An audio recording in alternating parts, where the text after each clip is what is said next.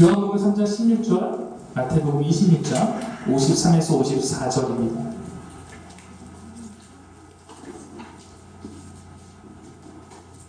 우리 먼저 첫 번째 말씀 읽겠습니다. 시작. 하나님이 세상을 이처럼 사랑하사 독생자를 주셨으니 이는 그를 믿는 자마다 멸망하지 않고 영생을 얻게 하려 하심이라. 아멘. 두 번째 말씀을 한번 읽겠습니다. 시작. 너는 내가 내 아버지께 구하여 지금 12군단 더 되는 천사를 보내시게 할 수 없는 줄로 아느냐. 내가 만일 그렇게 하면 이런 일이 있으리라 한 성경이 어떻게 이루어지겠느냐 하시더라. 아멘. 우리가 사귐과 관련된 주제로 사귐의 교회 첫 번째, 두 번째 예배를 드렸고 그런 메시지를 나눴습니다. 첫 번째 메시지는 교회는 사귐이다 라는 메시지였습니다. 그 설교를 통해서 나누고자 했던 것은 교회는 가르침을 주고받는 학교 수준을 넘어서 사랑을 주고받는 사귐의 공동체라는 것입니다. 하나님을 내게 무엇인가를 주는 존재, 내가 갖고 싶은 어떤 것을 해결해주는 존재, 내 어떤 존재를 업그레이드 시키는 그런 수단으로서 우리가 믿는 것이 아니라 그 하나님과 진정한 교제를 나눠야 한다는 것입니다. 하나님과의 그 사랑의 관계 안에서 내가 채워질 때 우리는 한 사람 한 사람은 진정한 교회가 돼서 그 사랑을 흘려보낼 수 있습니다. 오늘 아침에 제가 그 유아가 저랑 같이 옆에서 잤는데 아빠 저 어제 봤어? 라고 했는데 벽 옆에 그 형광색 물질 있잖아요. 형광 물질. 뭐 달인가 별인가 이렇게 있었어요. 근데 제가 갑자기 그 생각을 그거 보자마자 그런 생각이 들었어요. 형광 물질은 여러분 어떻게 빛을 내죠? 빛을 받아서 어둠 속에 빛을 내는 겁니다. 빛을 받지 않으면 형광물질, 형광이 나타나지 않아요. 어쩌면 우리라는 존재가 하나님의 그런 것이 아닌가. 하나님께로부터 채워져야만 우리도 빛을 낼 수 있고 빛날 수 있는 것. 그래서 우리가 먼저 하나님과 사귐이 있고 그 다음에 이웃과 사귀어야 한다는 것입니다. 그럼 먼저 제사 공동체라고 불려지는 이 교회는 반드시 하나님 안에서 사랑받고 하나님 사랑 가운데 있으면서 또한 이곳 가운데 있는 사람들끼리 서로 사랑하는 공동체가 되어야 합니다. 우리가 먼저 주께 사랑받았으니 그 사랑을 공동체 안에서 그리고 세상을 향해 나누며 살아가자라는 것이 첫 번째 교회는 사귐이다라는 메시지였습니다. 지난주 두 번째 메시지는 무엇이었냐면 구원은 사귐이다 였습니다. 그 메시지 나누게 된 이유는 이렇습니다. 많은 사람이 구원이라고 하면 이것을 무언가 내가 획득하고 무슨 아이템을 얻듯이 난 구원, 합격 도장을 받듯이 무슨 티켓을 받듯이 이렇게 내가 어떤 자격을 갖추고 나는 천국을 가는 것 티켓을 받았어 라는 식으로 생각하기 쉽습니다. 어떤 물건, 어떤 합격증, 어떤 인증 도장으로 생각할 때가 있어요. 그러나 그렇지 않습니다. 구원 또한 사귐입니다. 온 세상을 사랑하시는 하나님은 이러한 구원 사역을 위해서 오셨고 그 모든 과정을 통해서 구원을 이루어 갔습니다. 예수님께서 이 땅 가운데 오셔서 제자들을 부르셔서 먼저 그들을 구원하시고 그들로 하여금 세상을 향하여 구원하는 사람, 살아나는 어부가 되게 하셨습니다. 그러므로 교회는 이 시대에 그 구원을 먼저 경험하고 그 구원 사역에 참여하는 제자의 삶을 사는 것입니다. 근데 우리가 기억하자고 했던 것이 있죠. 제자의 사명이 그것이지만 제자의 삶은 어떤 목적이 우선되기보다 내가 이렇게 살아야 돼 라는 것이 우선되기보다는 그것 또한 그분과의 관계에 근거해야 한다는 것입니다. 하나님 없이 살 수 없는 자가 되었기 때문에 그분이 너무 좋기 때문에 하나님의 뜻을 우리가 함께 하는 것이지 하나님이 너 이거 하는 사람이야 라고 해서 끌어서 무슨 내가 구원 줄게니까 너 이래 이게 아니라는 거예요. 이걸 잃어버리면 정말 우리는 구원을 너무나 그 중요한 의미를 잃어버리게 되는 것입니다. 그럼 우리는 구원 또한 하나님과의 사귐이라는 것을 반드시 기억해야 합니다. 이것이 두 번째 메시지의 요약입니다. 이 두 편의 설교를 통해서 적어도 우리는 이 안에서 사귐이라는 우리의 이 가치가 어떤 것인지 어느 정도 나누고 공유했다고 생각합니다. 그러나 아는 것은 우리가 단순히 아는 것에 불과할지 모르기 때문에 이제 우리는 계속된 예배 그리고 신앙 생활을 통해서 이것을 삶으로 살아가고 체험해야 할 것입니다. 이제 이것을 삶으로 옮기기 위해서 실제적인 행함을 우리가 한다고 만약 생각해 봅시다. 일단 그 우리의 사귐의 대상은 첫 번째 누구냐면 하나님이라고 했습니다. 그리고 두 번째가 누구시요? 이웃이라고 했습니다. 저희에게 로고 어떻게 했나요? 네, 이렇게 띄워주시죠. 네. 저희 보면 저희가 로고인데 위드라는 글자가 있습니다. 네. 위드라는 글자 넣은 것은 저희 교회가 사귐인데 누구와 사귈 건가? 첫 번째 위드 갓, 두 번째 위드 네이버. 하나님과 그리고 이웃과 사귄다라는 의미입니다. 우리는 하나님과 사귀고 이웃과 사귀는 교회가 되고자 합니다. 그럼 하나 묻고 싶습니다. 이 두 가지 사귐에 우연이 있나요? 하나님과 사귀는 게 더 중요합니까? 아니면 사람과 사귀는 게 더 중요합니까?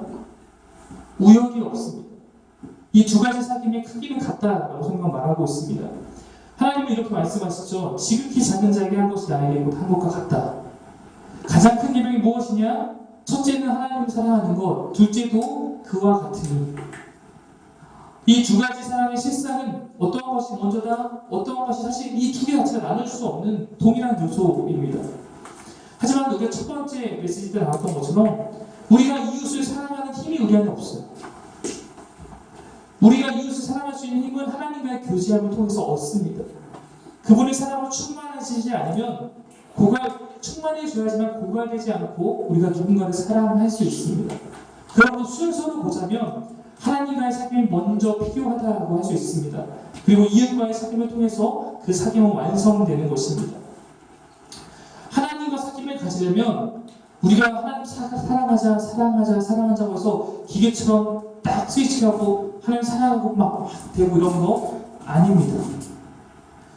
교제라는 것은 반드시 누군가와 교제하기 위해서는 그 사람을 알아가는 과정이 필요합니다. 그래서 저는 오늘 여러분에게 하나님을 이제 소개해야 할까 합니다. 오늘 설교는 어떠한 본문을 잡고 그 본문을 해석해서 하나님의 뜻을 전하는 그런 강해식 설교로 준비하지 않았습니다. 저도 강해 설교라는 거 참 좋아하지만 때로는 조금 더 쉽게 하나님을 증거해야 할 때가 있다고 생각하기 때문에 오늘은 그런 고집을 버리고 성경 전체가 말하는 하나님이 어떤 것인가 좀 전하고 싶습니다. 여러분 한번 스스로 한번 생각해 보세요. 여러분이 한번 이 시간 내가 누군가에게 하나님을 소개하려면 어떻게 소개해야 할까? 하나님 어떻게 소개할까? 천지사님, 하나님 어떻게 소개하시겠습니까? 창조주, 태희자매님 어떻게 소개하고 싶습니까? 뭐라 표현인지 모르. 그렇죠. 우리는 분명히 하나님 모르지 않는데 하나님 당신이 누구십니까? 그럼 한번 하나님께 물어볼 거예요. 하나님 당신 누구세요? 하나님 당신 누구세요? 혹시 이 대답이 들리십니까? 하나님이 우리에게 말씀하시는 게 막 우리가 하나님 궁금하다고 해서 하나님 당신 누구세요? 라고 하면은 크게 부르면 응답이 올까요? 어차피 우리가 부른다고 해서 응답되고 들리지 않아도 상관없습니다. 왜냐면 하나님은 여러 가지 방법으로 우리에게 하나님이 어떤 분인지 알려주고 계시기 때문입니다. 우리가 누군가를 알아야 할 때 어떤 지식적으로 어떤 사람인가 알아야 할 때가 있습니다. 대체로 여러분 나와 마주칠 수 없는 사람의 경우는 그렇습니다.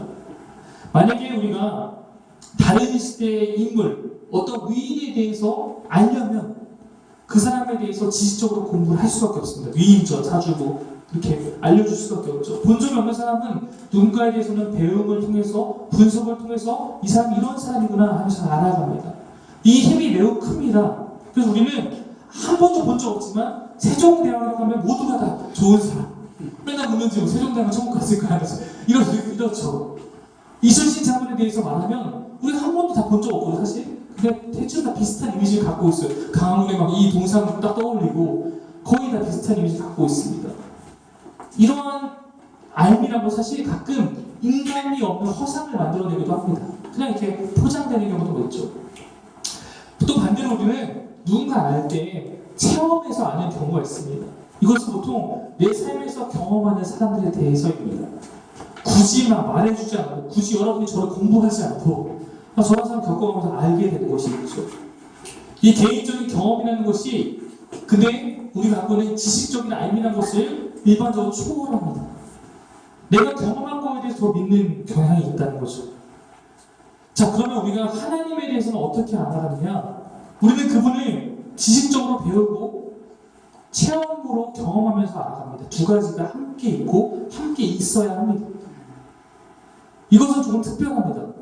어쩌면 기독교란 종교 자체가 이 두 가지 측면이 굉장히 강조하고 두 가지가 함께 공존합니다. 배우고 체험합니다. 배움만 있고 체험이 없어도 문제가 생기고 배우지 않고 체험만 해도 문제가 생깁니다. 여러분, 성경의 다른 인물들은 우리가 전적으로 뭘 통해서 알아요? 배움을 통해서 합니다. 그렇죠? 오늘 비치사님도 진짜 설교, 저는 주일학교 설교 한번 여기 초빙해서 저희 설교 대신 시키고 싶어요. 너무 많이 잘하세요. 네. 우리는 베드로, 바울, 다윗 이상 체험해서 알지 않습니다. 그렇죠? 그냥 배워서 합니다. 그렇다고 우리가 그들에 대해서 체험한 것이 아니죠. 내가 바울의 영과나 대화를 하고 있어, 다윗이 내게 나타났어 이러면 그 사람 정말 잘 돌봐주고 신고해야 돼요. 진짜 문제가 많은 사람들이잖아요. 하나님이라고 하는데 그렇지 않다는 거예요. 하나님은 그런 의미에서 정말 특별하시죠. 여기서 제가 하나님이라고 표현할 때는 성부 하나님, 성자 하나님, 성령 하나님 다 포함하는 겁니다. 다, 모든 분들. 성경을 보면 실제적으로 산 가운데 하나님 만나는 사람들이 있습니다. 그런 의미에서 보면 그들은 매우 특별한 경험한 것입니다. 어쩌면 하나님을 내가 가장 인간적으로 많이 경험한 사람들이 누구겠습니까? 예수님과 동시대에 살았던 제자들이겠죠. 그 전에 귀하게 하나님을 잠깐 만나는 거죠. 근데 이 예수님과 살았던 사람들은 3년을 이렇게 만지고 보고 이야기 들으면서 그렇게 경험했죠. 여러분, 베드로가 후에 예수님이 승천하신 이후에 이제 설교자도 생각하지 않았습니까? 베드로가 지금 여기서 설교했을 때 그 설교한다고 한번 떠올려 보십시오. 딱 베드로가 이렇게 오더니 내가 예수님이랑 그때 이런 일이 있었지. 근데 주님이 저기서 내게 다가오셔서 나한테 이렇게 말씀하셨지. 사탄아 물러가라. 막 이러면은 무슨 그런 생동감 있지 않습니까? 예. 저희는 기껏해야 몇 장 몇 절에 주님께서 베드로에게 이렇게 말씀하셨습니다. 사탄아 물러가라라고 베드로에게 했습니다. 이렇게 마지막 막 그때 주님한테 그렇게 말씀하실 때 얼마나 충격을 받아 이렇게 얘기하면 벌써 그 차원이 좀 다르지 않습니까? 구약시대에도 하나님을 만난 사람들이 있습니다. 모세의 설교도 그런 경우에 얼마나 생동함이 있었겠습니까? 하나님 만났던, 신에서 올라가서 하나님 만났던 이야기, 하나님께 받은 계명들 내가 그것을 던졌지 또 받았지 이런 얘기하면은 얼마나 그렇겠습니까? 신약에서 바울 사도의 핸디캡이라고 하는 건 어쩔지 모르겠지만 핸디캡이 하나 있었어요. 그게 뭐냐면 예수님과 함께한 물리적인 신앙이 없다는 거예요. 사도가 되기 위한 조건이 있습니다. 사도가 되기 위해서는 그분의 사역을 함께 경험하고 그걸 만나야 된다는 조건이 있는데, 그래서 그때 바울에 대한 사도 논쟁이 있었던 거예요. 왜냐면 바울 네가 언제 예수 만났어? 근데 바울이 맨날 하는 얘기 있었죠? 뭐요? 내가 다메섹 가는 길에 예수 만났어. 그래서 그 만남에서 자주 이야기하는 거예요. 내가 그때 그렇게 주님을 경험했어. 자, 그러면 지금 성경시대 이후에 지금 우리는 하나님을 어떻게 알아갑니까? 놀랍게도 우리 또한 그분을 배우고 그분을 체험합니다. 그렇게 하나님과 사귐을 갖습니다. 물론 우리 눈에 보이는 예수님의 실체, 육체를 체험할 수 없지만 또 그분의 육성을 듣거나 그분을 만질 수는 없습니다. 그러나 이 시대에는 그리스도인도 동일하게 하나님을 경험합니다. 예배를 통해서 삶의 순간순간마다 세상의 논리와 세상의 지혜로 다 설명할 수 없는 신비를 경험합니다. 아직 경험 못할 수도 있어요. 근데 전 경험하게 될 거라고 생각해요. 누가 가르쳐줘서가 아닙니다. 하나님이 우리와 그렇게 만나시기 원하기 때문입니다. 저는 이것이 기독교라고 생각합니다. 우리는 살아있는 하나님을 예배합니다. 죽어있는 어떤 것을 경배하고 있지 않다는 것입니다. 옛날 일정 위대한 일을 했던 누군가를 우리가 경배하는 것이 아닙니다. 지금 우리 이 순간에 내 예배 받으시는 살아계신 하나님을 예배합니다. 지금 우리는 그분을 만나고 있고 그분을 느끼고 그분을 체험합니다. 하나님은 지금도 우리에게 응답하시죠. 때로 우리를 만나서 위로하십니다. 우리의 삶의 순간순간마다 함께 하십니다. 말로 다 설명 못할 수도 있어요. 증명하지 못할 수도 있어요. 그러나 이것은 기독교인이 되어서 기독교를 살아왔다면 우리가 다 아는 사실입니다. 하지만 체험으로만 하나님을 아는 것은 굉장히 주관적인 측면이 있고 위험성도 있기 마련입니다. 여러분, 하나님의 음성을 듣습니까? 제 주변에 이것 때문에 고민하는 사람들이 꽤 있습니다. 정확히 말하면 주변에 들었다고 하는 사람들 때문에 힘들어하는 사람들이 있습니다. 어떤 사람이 자꾸 하나님 음성 들었다고 나한테 와서 잔소리해요. 어떤 사람이 자꾸 하나님 음성 들었다고 이렇게 해요. 저는 개인적인 그 하나님의 체험은 특별한 경우가 아니라면 개인이 하나님과 교제하는 방법으로 사용하면 좋지 않을까 생각합니다. 다른 사람한테 뭔가 이렇게 말을 하는 것보다는. 하지만 아까 얘기했듯이 개인적으로 우리 순간순간 하나님을 경험하죠. 저는 분명히 우리의 삶에 실제적으로 그런 일들이 일어난다고 믿고 있습니다. 우리의 귀에 들리지 않지만 마음에 말씀하고 계시다고 믿습니다. 근데 우리가 그분을 그렇게 체험으로만 아는 것은 아까 얘기했듯이 한계가 있고 위험한 때도 있습니다. 사람 사이에도 그래서 진짜 이 사람을 잠깐 만약에 체험하는 사람이면 이 사람을 알고 싶기 위해서 뒷조사를 할 때가 있습니다. 네. 오늘 말씀을 보시죠. 하나님 뒷조사를. 이 사람이 다른 사람을 어떻게 대하는지, 나한테만 이렇게 대하는지, 다른 사람을 어떻게 대하는지 막 알죠. 결혼하려는 사람 만나면 막 뒤지고 막 난리 나죠. 어떻게 살아가고 있는지, 어떻게 살아왔는지, 무엇을 좋아하는지, 그러면 더 많이 알게 되고 더 많이 풍성하게 그를 경험하게 됩니다. 그로 인해 더 좋아질 수도 있고 때로 실망하고 싫어질 수도 있죠. 저는 하나님을 우리가 체험에만 의존하는 것은 우리가 사실 우리의 인간의 한계로 말미암아서 하나님과 완전하게 동행하는 것이 아니기 때문에 그것만으로 우리가 하나님을 알 수 없다고 생각합니다. 한계가 있습니다. 분별하기 어렵습니다. 위험할 수도 있습니다. 체험이라는 것은 매우 주관적이고 체험에만 사로잡혀 있는 경우에는 그것만을 고집하는 경향이 있고 그런 사람들은 자칫 오히려 사단의 먹잇감이 되기도 합니다. 그래서 우리는 하나님에 대해서 뒷조사해야 합니다. 사실 뒷조사가 아니라 하나님께서 우리에게 밝혀주셨어요. 앞에서. 우리에게 스스로 하나님께서 알려주셨습니다. 이것을 하나님께서 우리에게 계시하셨다라고 하시는 거고 이 계시의 가장 근본적인 것이 성경인 것이죠. 성경이 만약 그냥 하나의 역사책이거나 혹은 하나의 작품이라면 이것은 그냥 지식을 배우는 도구에 불과할지도 모릅니다. 그런데 성경에는 생명력이 있습니다. 시대를 초월해서 문화를 초월해서 하나님 말씀은 사람들에게 하나님을 알게 해주었습니다. 우리는 자칫 간과합니다. 여러분 성경을 보면요. 성경 속에서도 하나님을 실제로 만나는 사람들을 손에 꼽습니다. 그러나 만나지 못하는 사람들도 하나님을 배우고 하나님을 알고 하나님 제자로서 너무나 멋지게 사역하고 그렇게 하나님과 교제했습니다. 그들이 그런 믿음을 갖고 하나님 사람을 사는데 부족함이 없었다라는 거예요. 제가 무슨 얘기하고 싶은 거냐면 우리는 가끔 너무 그렇게 체험하는 것들에 빠지기 쉽지만 사실 성경에서도 그런 사람들은 소수일 뿐더러 그 방법을 취하지 않아도 하나님은 충분한 교제를 할 수 있는 방법을 우리에게 주셨다라는 것으로 체험적인 신앙을 고집할 필요는 없다는 것입니다. 고집하지 않아도 체험한다는 것입니다. 어려서부터 유대인은 그들의 자녀들에게 하나님을 가르쳤습니다. 교육을 통해서 하나님을 전했습니다. 저 막 집에서 지금 저희 이 사기배교회 아이들 묵상하자 불러서 하죠. 유대인은 훨씬 더 심하게 가르쳤어요. 가르침이 필요하기 때문에 그랬습니다. 그 이후에도 시대마다 주어진 성경의 범위는 다 달랐습니다. 구약시대에 볼 수 있던 성경과 신약시대에 볼 수 있는 성경과 지금 우리 시대에 볼 수 있는 성경은 그 범위가 달랐습니다. 그러나 거의 모든 시기마다 하나님을 알아가는 이 말씀들은 항상 존재했고 더 확장되어 갔습니다. 그리고 다윗이 그 시편에서 내가 묵상했다 주를 알고 묵상했다 했을 때 그 묵상은 율법서 5권을 묵상한 거예요. 모세오경을 묵상했죠. 그 당시 성경에 그거밖에 없었으니까. 그 다음에 그 후에는 역사서, 선지서, 시가서를 통해서 더욱더 하나님의 말씀들을 풍성하게 그분을 우리가 알 수 있게 되었습니다. 신약 시대에는 완성된 구약을 갖고 그들이 하나님을 알아갔습니다.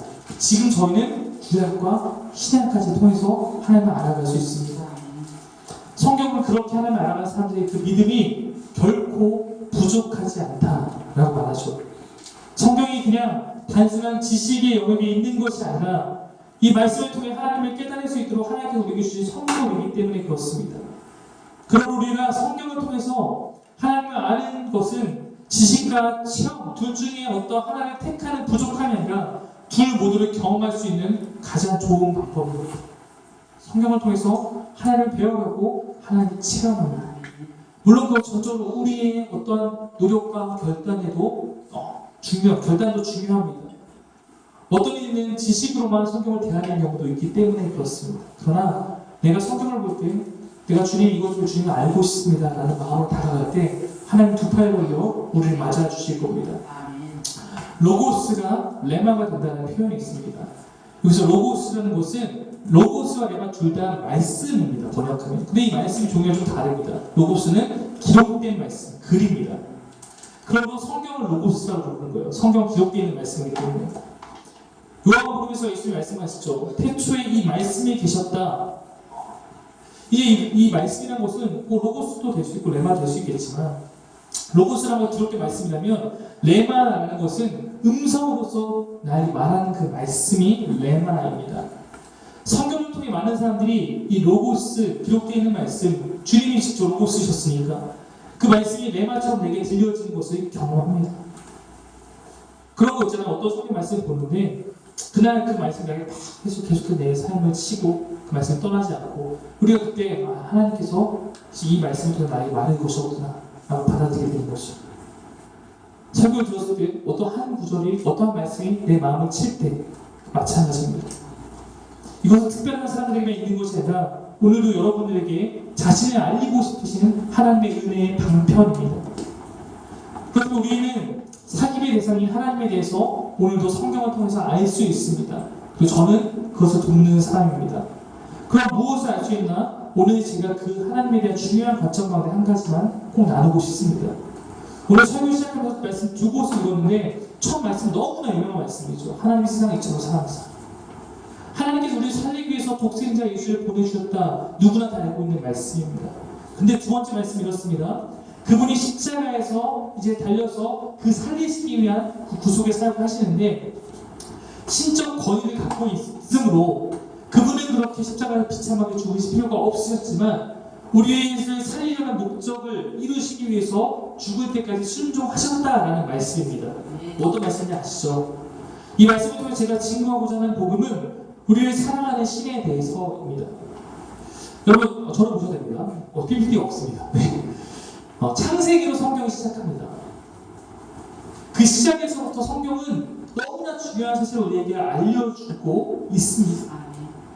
하나님은 창세기의 시작을 통해서 우리에게 자신에 대해서 어떤 것을 알려주고 싶으셨을까요? 저는 존재의 차이라고 생각합니다. 창세기 통해서 하나님께서 처음에 우리 보여주고 싶으셨던 건 존재의 차이. 시작이 달랐다.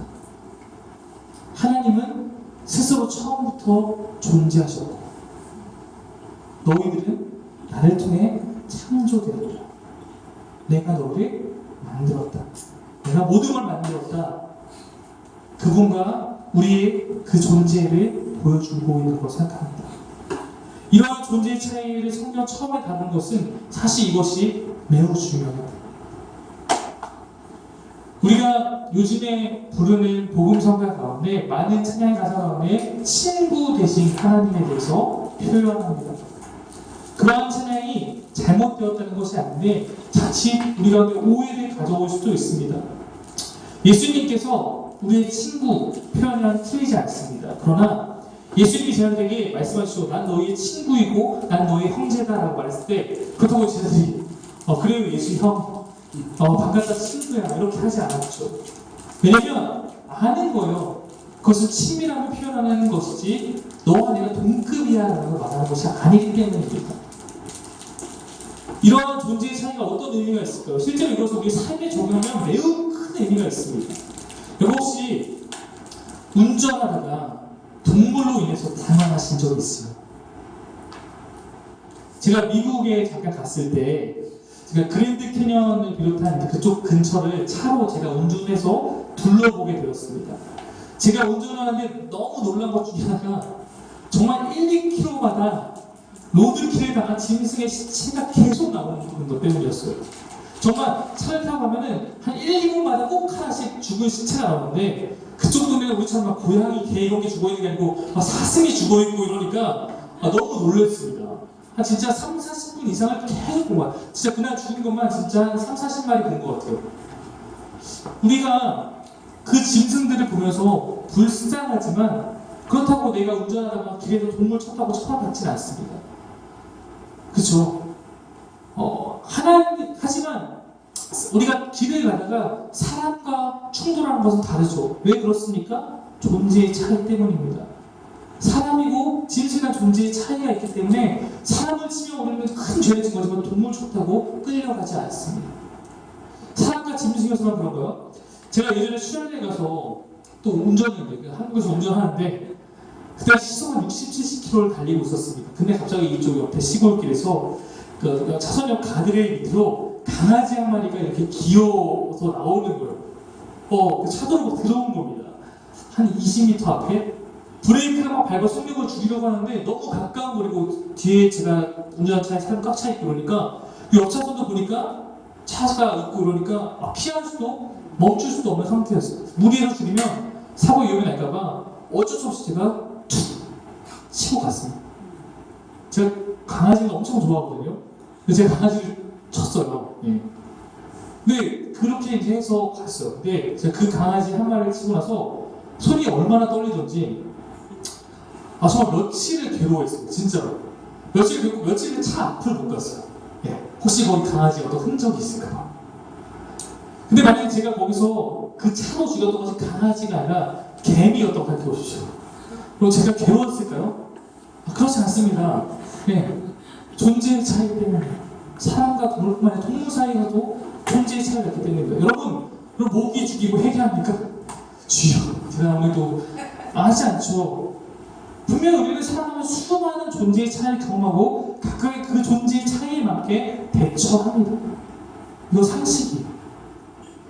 여러분 하나님이 어떠한 분인지를 아는 것이 왜 필요하냐면 그래야 그분이 무슨 짓을 하셨는지 알기 때문입니다. 그럼 제가 자주 사용하는 예화로 설명해 볼게요. 개미가 먹이를 향해서 질주하는데 그대로 가면 늪이 있어서 죽습니다. 죽음 앞에 지금 개미가 놓여있는데 모르고 막 갑니다. 제가 그 개미를 살리고 싶은 마음에 개미가 외칩니다. 야 멈춰!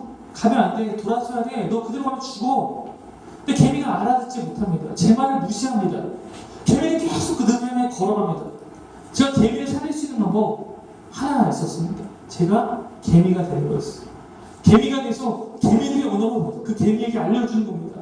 그래서 제가 개미가 되었어요. 이게 얼마나 말도 안 되는 상황이에요. 사람이 개미 살리려고 개미가 됩니다. 인간이 수없이 보는 하찮은 개미, 실수로 밟아주려도 신경 쓰지 않아도 되는 그런 존재 아닙니까? 그런 개미를 위해서 제가 개미가 되었다는 것은 존재의 차이를 기억할 때 말이 안 되는 것입니다. 개미가 뭐라고요? 근데 사실 성경이 이것을 말하고 있지 않습니까? 너희가 그 개미와 같은 존재, 어쩌면 좀 기분 나쁠 수 있겠지만 진짜 하나님의 관점에서 보자면 마음만 먹으면 다시 만들어버리면 되는 피조물이에요. 하나님과 우리의 존재의 가치를 논할 수 없는, 어쩌면 우리나 개미나 같은 피조물끼리지만 창조자와 피조물이잖아요. 근데 창조자가 피조물을 위해서 피조물이 되어서 죽은 사건, 그것이 성경의 가장 핵심이 되는 십자가 사건이 아니겠습니까? 그럼 아까 제가 들었던 예화에서 개미 대신 사람을 넣고, 저 대신 하나님을 넣고, 늪 대신 죽음을 넣고, 먹이 대신 죄로 바꾸면 바로 성경의 메시지가 됩니다. 이렇습니다. 사람이 죄를 향해서 질주하는데 그러고 보면 죽음이 있습니다. 죽음 앞에 놓여있는 사람, 사람을 살리고 싶은 하나님은 사람에게 외칩니다. 멈춰! 안 돼! 돌아서야 돼! 너 그대로 가면 죽어. 근데 사람이 알아듣지를 못합니다. 하나님의 말씀 무시합니다. 그리고 계속 죽음 향해 나아갑니다. 구약의 말씀이었죠. 하나님 살릴 수 있는 방법 딱 하나 있었습니다. 하나님이 사람이 되는 것입니다. 사람이 되어서 사람의 언어로 사람들에게 전하는 것입니다. 그래서 하나님께서 사람이 되셨습니다. 신약의 말씀이죠. 여러분 만약에 개미를 살리기 위해서 개미가 되겠다고 난리치고 저려고 여러분 뭐라고 하겠습니까? 드디어 얘가 미쳤구나. 네가 그러지 왜? 아니 저 유아가 막 아빠 나 개미 살려야 돼. 나 가겠어. 막 이러면 제가 얘가 지금 어디가 아픈가? 이해할 수 없다고 말하겠죠. 여러분 성경을 보면요, 하나님이 그렇게 막 외치고 있을 때 우리는 그게 하나님 모르고 무시했는데 한 존재는 하나님을 알고 있었어요. 사단이었죠. 악의 세력이었죠. 그래서 그 복음서에 보면요, 귀신들은 예수님 제발 날 살려주세요. 막 예수님이 귀신이 막 예수님 당신 누군지 압니다. 그러면은 아직 말하지 마. 이런 장면이 나오지 않습니까? 사람은 예수가 어떤 분인지 모르지만 그 악의 세력들은 하나님의 존재에 대해서 너무나 명확하게 알고 있습니다. 사단은 인간이 죄로 인해서 죽음 앞에 놓였다고 생각했을 때, 그 모든 상황이 이루어졌을 때 끝났어 라고 생각했을지 모릅니다. 왜냐면 그들의 죽음을 해결할 수 있는 흠없는 재물이 없으니까. 신밖에 없는데 신이 인간을 위해서 그런 일을 할 리가 없으니까. 사람은 영원히 자신이 쳐놓은 죄의 덫, 죽음의 덫 안에서 사람은 끝났다라고 생각했을 것입니다. 근데 가장 놀라운 일이 벌어진 겁니다. 신이 인간이 되어서 인간 세계 안으로 들어온 겁니다. 그리고 인간들도 거부하는 가장 안타까운 모습, 그 저주 가운데 죽은 것입니다. 여러분 옛날 그런 거 있지 않습니까? 개미 이렇게 사는 모형 보는 그 통, 개미굴 파고 걸로 사람이 들어가도 말도 안 되는 거잖아요. 우리는 지금 이 땅을 살고 있을 때, 이 세상을 살고 있을 때 모르지만 성경이 말하는 것처럼 하나님은 이 세상을 초월해서 그분이 이 세상 안으로 들어오신 낮아지신 겁니다. 존재의 차이를 깨워버리고 가장 말도 안 되는 그 일을 가장 지혜로운 하나님께서 하셨다는 것입니다. 그 십자가의 조롱을 받으면서 그 상황에서 천사들은 예수님께서 명령만 하시면 언제든지 그분을 받들어서 가장 위대한 자리에 높이고 그 지경에 이르게 했던 악의 모든 세력을 심판할 준비하고 기다리고 있었습니다. 근데 오늘 말씀 보면 그렇지 않아요. 하나님, 예수님께서는 너희들은 지금 가서 과거에 있는 모든 죄들과 현재에 있는 모든 죄들과 미래에 있는 모든 죄들을 가지고 지금 나에게로 가져와 씌워라. 그렇게 끝까지 자신의 존재에 합당한 모습을 뒤로하고 가장 낮은 인간의 모습으로 죽으셨던 것, 그것이 십자가 사건인 것입니다. 존재의 차이 생각하면 절대 있을 수 없는 일. 하지만 사랑하게 오셨고 사랑하게 참으셨고 사랑하게 순종으로 그 죄의 제물이 되어 죽으셨습니다. 그런 말만 우리는 존재의 차이를 뛰어넘어 그분의 자녀가 될 수 있게 됩니다. 인간이 하나님의 자녀가 된다는 거 존재의 차이 생각할 때 있을 수 없는 일일지 모릅니다. 영광스러운 부활의 몸을 입고 하나님 나라의 백성으로 들어갈 수 있는 길이, 살아갈 수 있는 길이 열린 것입니다. 여러분, 하나님 나라가 이 땅에 오신다고 해도 우리가 못 들어가요. 우리 존재 자체가 못 들어갑니다. 근데 거기 들어갈 수 있는 것은 우리도 영광스러운 부활의 몸을 입어서 우리 존재 자체가 바뀌기 때문에 그런 것입니다. 그분의 그 낮아심이 우리를 영광 가운데 높이는 그런 결과를 가져온 것입니다. 우리 나중에 주님이 허락하신 그런 새로운 몸으로 창조되어서 그 하나님을 대면하고 그 하나님을 경험하며 살게 된 것입니다. 말씀 마무리하고 싶습니다. 사랑하는 여러분, 성경에서 하나님을 직접 만나고 직접 경험한 사람들은 모두 다 동일한 어떤 표현들, 동일한 모습을 보이는 것을 알 수 있습니다. 하나님 대면했을 때 모두 다 바짝 엎드려서 굴복하고 그분을 쳐다보지 못한 채 수건으로 얼굴을 가리기도 하고 두려워 떨었습니다. 왜요?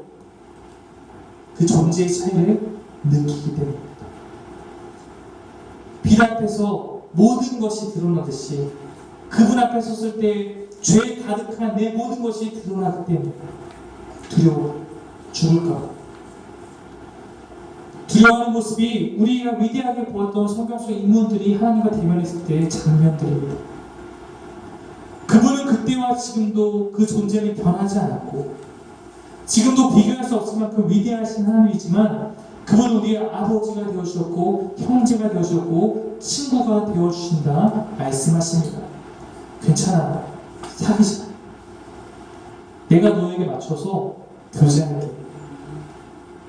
내가 너에게 맞춰서 교제할게. 그래서 우리는 그분을 인격적인 하나님이라고 표현합니다. 인격적이다.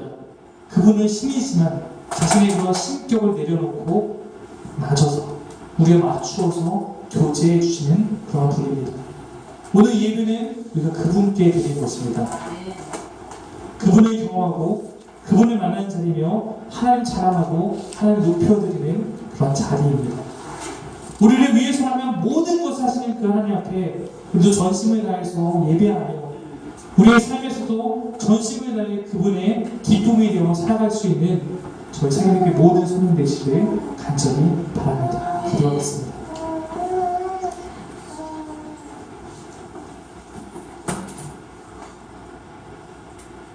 하나님을 찬양합니다. 우리를 너무나 사랑하셔서 정말로 하나님께서 이 땅 가운데 오시는 것조차도 말도 안 되는 것이지만 그것을 기꺼이 하시고 우리 살리기 위해서 모든 것을 기꺼이 감당해 주신 그 사랑을 다시 기억하며 또한 하나님이 얼마나 높으신 분인지를 다시 한번 우리가 인정하며 다시 한번 우리가 예배 가운데 주님께 영광을 돌립니다.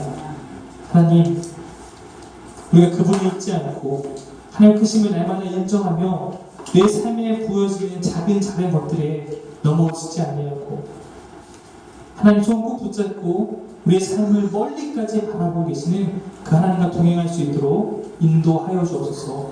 우리의 삶의 순간순간 낙심하고 절망하고 좌절하게 될 때마다 나와 함께 계시는 그분이 얼마나 능력이 있고 얼마나 크신 분인지 다시 한번 기억하며 정말로 홍해가 갈라지지 않으면 나도 그 바다를 건너게 하실 수 있는 그 믿음을 갖고 나아갈 수 있도록 인도하여 주옵소서. 감사드리며 예수님의 이름으로 기도드립니다. 네. 네, 우리 사기임의 편지를 쓰는 시간입니다. 우리 도와주시죠.